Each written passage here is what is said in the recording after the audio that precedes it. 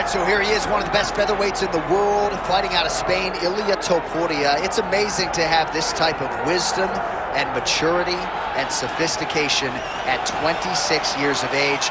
And that sophistication really bleeds into his fighting style. If you reference the Ryan Hall fight, that is as tricky a stylistic challenge as there is in the featherweight division. And he stayed measured the entire time before getting that knockout in round one. He has taken his game to that requisite next level ever since, making himself impossible to deny a world title fight.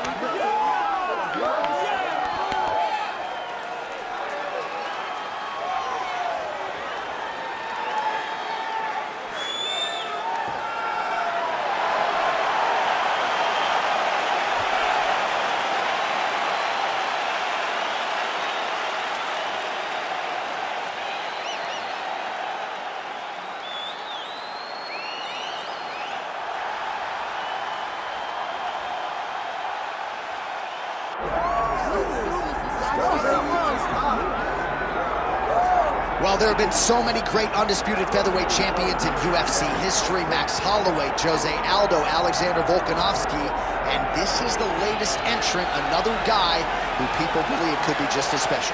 John, think about the names that you just listed. These are three of the greatest names the sport has ever seen. And this man is starting to build a resume where he stands alongside some of the greatest featherweight champions of all time. He is just a beast of an athlete. He is a beast of a champion, and he believes that tonight it will just be another notch on the belt as he keeps his championship belt. We asked him in the fighter meeting, is this title challenger the toughest fight of your career? He smiled and said no comment. We'll see later tonight. Charles Oliveira, and he finds himself in another big spot here tonight.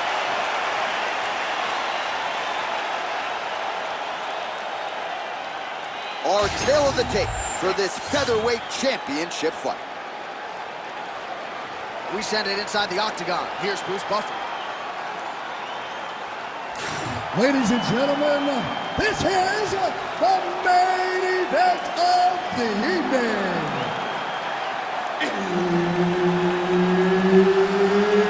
It's time! 5 rounds for the undisputed UFC Featherweight Championship of the world.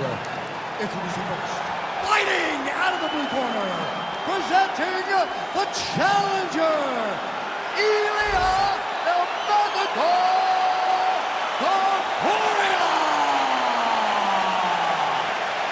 And now, introducing the champion, fighting out of the red corner, presenting the reigning, defending, undisputed UFC Featherweight Champion of the world, Charles Oliveira.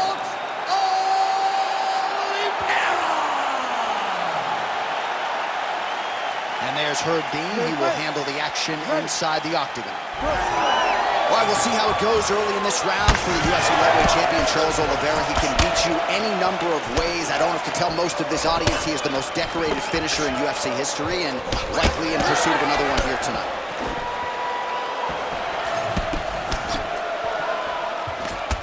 Hook to the head there. Oh, guillotine here. He's got the sub locked in.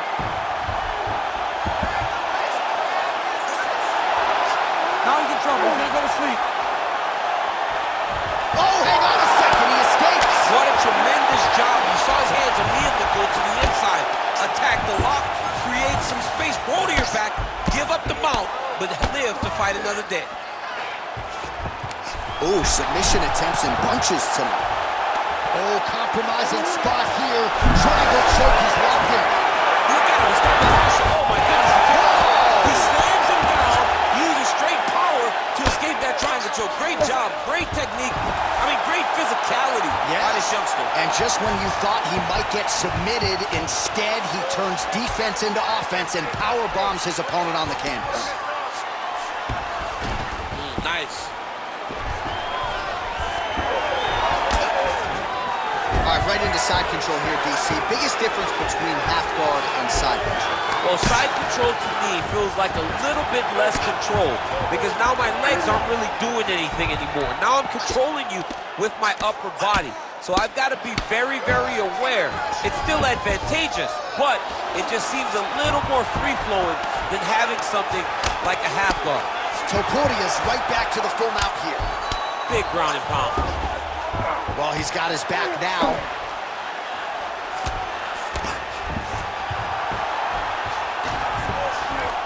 Way to stay aware and stay safe defensively. Oh, he's going triangle here. Oh, looks like he's got that arm pin in the triangle now.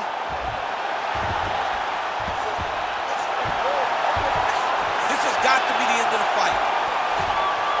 Yeah, Page and 𝐒𝐻𝐸. Somehow he got out, though. Great job clearing the hips, facing, and getting out of that Ezekiel choke attempt.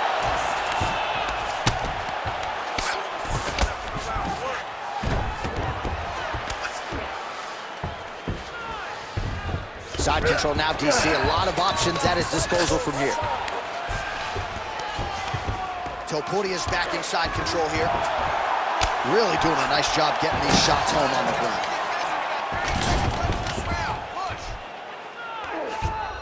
This is a terrible position. Another ground and pound strike lands. Nice defense. 5 minutes in the books. All right, take a seat. Relaxa. Respira. Look, you're being overly aggressive right now, okay? You're being way too hyper on this fight. I need you to calm down. All right, now we check out some of the action from that previous round, DC. How about the display of striking? Just high level. I mean, you would think that we're watching a K1 level kickboxing match opposed to being in the UFC. Both displayed great technical skills, unbelievable striking. All right, so there's the end of the round. It had a little bit of everything and nearly a finish due to a submission. But you see, when you're on the ground with him, you're in danger. You're constantly under attack. There is no... How about the accuracy to land right there? His opponent's wobble champ. He's hurting bad. He cannot take another shot like that.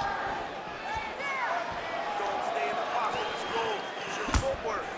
Well, I'm no expert, but you can't work that patented ground and pound unless you get the fight to the canvas. He hasn't even attempted a takedown. He has not even attempted a takedown. It is a far cry from what we have seen in his previous Octagon appearances. Usually, he darts across the Octagon and immediately starts to wrestle. Today, he is standing and striking. If he wants to show off, he's going to guillotine. He's really working hard for this guillotine, but he can't blow out his arms. He's got to make sure it's clear. Oh, he got out. How good is that? This guy is so aware. He never leaves anything long to allow for himself to get subbed. Take him out here. Well, defense doesn't always win. And now he's got the back. Topuria's really pressing now. He's got his opponent's belly flat on the mat. Oliveira's cheek looks like it's cut. Yes, it is. Starting to bleed a little bit now. Topuria's back in full mount. Oh, what do we got here? Looks like an arm triangle attempt. Oh, tense moment here. That arm triangle's tight. Oh, he's got the knee on the belly. Could be trouble defensively. All these actions, though, these big actions got to wear on the gas tank of both guys. All right, so he can't get it here. Again, good awareness by the defensive fighter. He goes back to the well and lands another strike from the top. And now you can see the swelling.